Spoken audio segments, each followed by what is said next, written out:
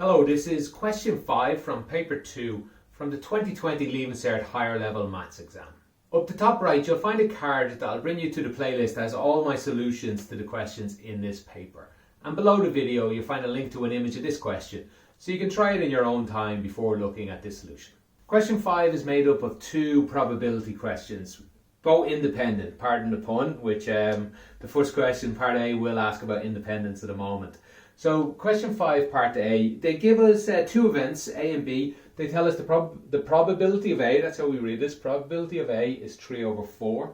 And then the probability of A intersection B, that's A and B happening, is equal to 1/2.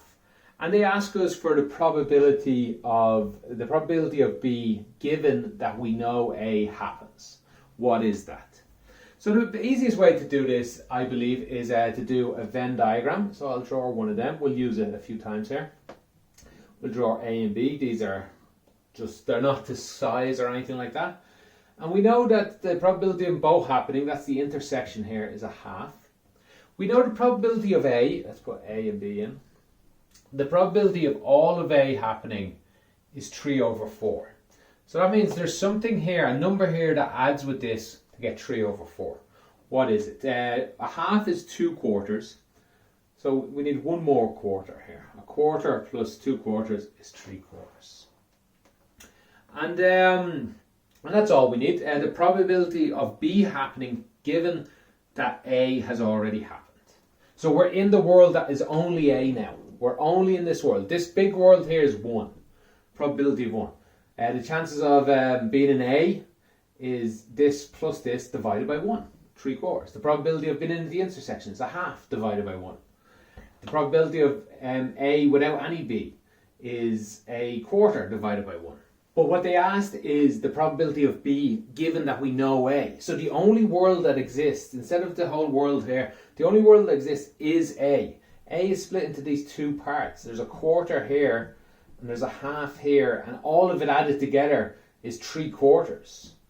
The whole world isn't 1 anymore, it's 3/4. So what's the probability of B happening? Here's B over here. The only little bit of B left is this segment. So the probability of B happening is 1/2 divided by the whole world, which in this case is 3/4, which is 1/2 multiplied by 4/3, which is equal to 4/6, which is 2/3.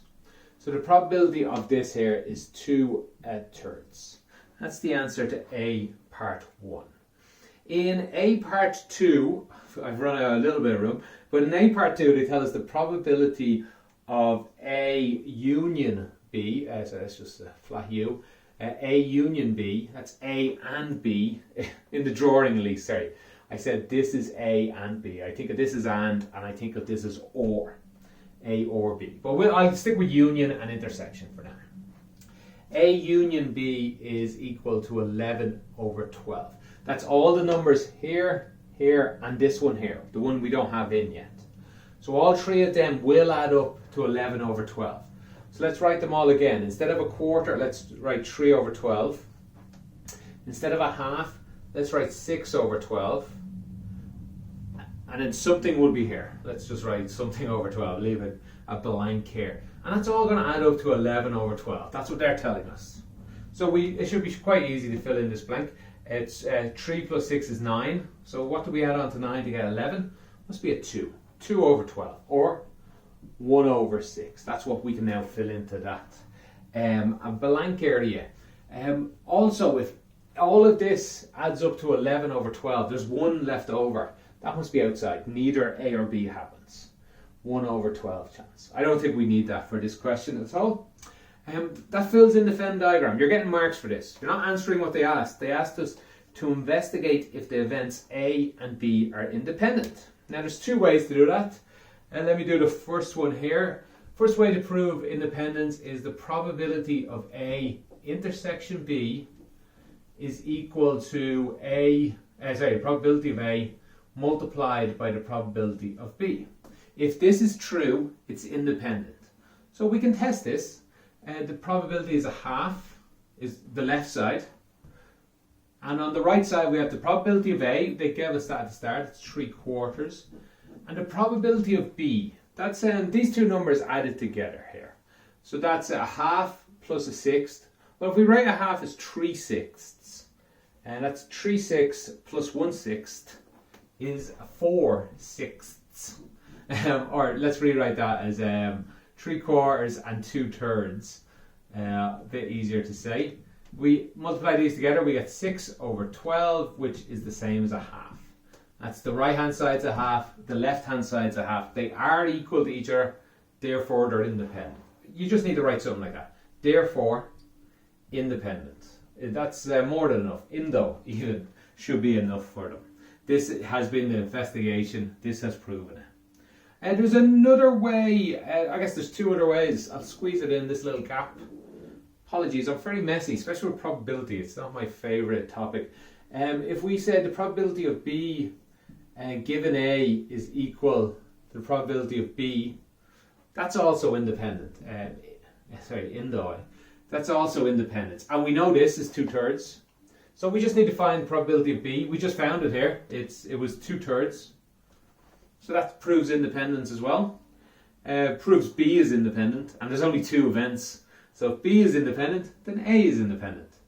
So that proves what? That'd be less common way to do it. This would be a much more common way to do it. The examiner will take either though. Okay, that's part A. I'll rub this out and we'll do part B. Part B isn't too long at all. I'll fit it in a small area. Okay, part B describes a game to us. This is a complicated enough game. We have this spinner here. It tells us it's as likely for this, when we spin this, to land anywhere. Could land any of these segments. We have a 1, a 2, and a 3. Now, three people play this game. Who are they? Liam, Saoirse, and Lee. And the game is they add the two numbers together. They spin twice, and they add two numbers together.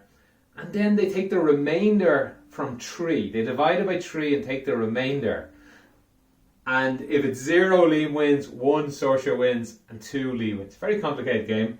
But let's find out who's more likely to win. Is it a fair game? It's not, as it turns out. And you might suspect that. There's more ones here than anything else, so that might lead to something.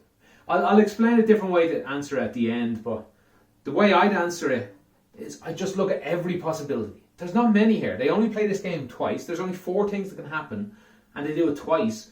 So there's only 16 things that can happen. That's not too much for us to handle, especially if we put it into a table like this. Let's say 1 can happen, a 1, a 2, or a 3. And then the second time, a 1, a 2, or a 3 can happen.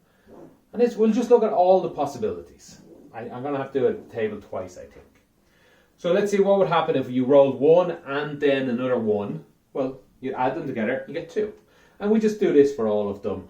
Add these together, we get 2, 2, 3, or 4, and so on. I'll just, you know what, magic of editing, I'll fill this out and we'll be back in a second. And there we go, we finished it. This is all the possible outcomes that could happen in the game. Now, we're not interested in these numbers so much. We're going to divide them by 3 and get the remainder. So I'll just do another table. It'll be identical one, or maybe you could just put in a second number beside all of them. Actually, that'd be much easier. But you know what, I've plenty of room here, and the question is nearly over already. So I'll do another 4x4 table. And let's fill in the remainders. If you divide 2 by 3, it goes in 0 times with a 2 remainder. What's left over? 2. And so on. So 2 has a remainder 2. Let me clear that up. 2 has a remainder 2. 3. It goes into 3 one time and has 0 remainders. 4, it goes in one time and leaves 1 remainder. And that's it, we stay going. Let's see, what numbers have we not done? 5 would go in one time with 2 left over. 6 would go in 2 times with 0 left over. So again, magic of editing, I'm going to fill all this in. So here we have all the possible outcomes of this game in the remainders. And remember, let's remind ourselves, if a 0 comes up, Liam wins. 1 comes up, Saoirse wins, and 2 comes up, Lee wins. So let's find out who's more likely. Let's see, 0. How many times are 0 going to come up? 1, 2, 3, 4, 5. And that's all we do. We just add up all the possible ways they can win. 1, it will come up also 5 times.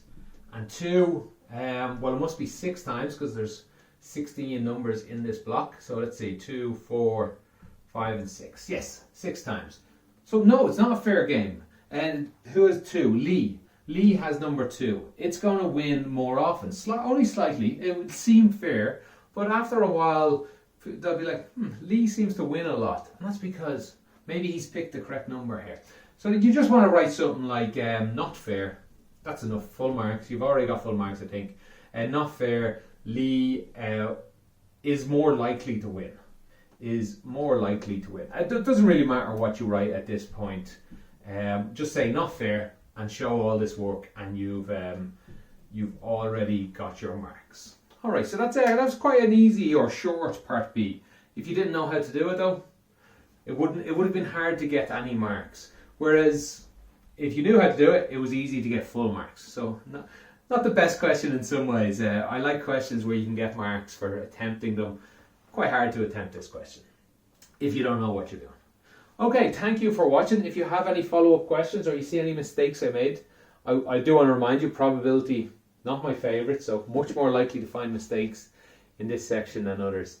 Let me know in the comments below and I'll do my best to get back to you. Thanks for watching. Have a great day.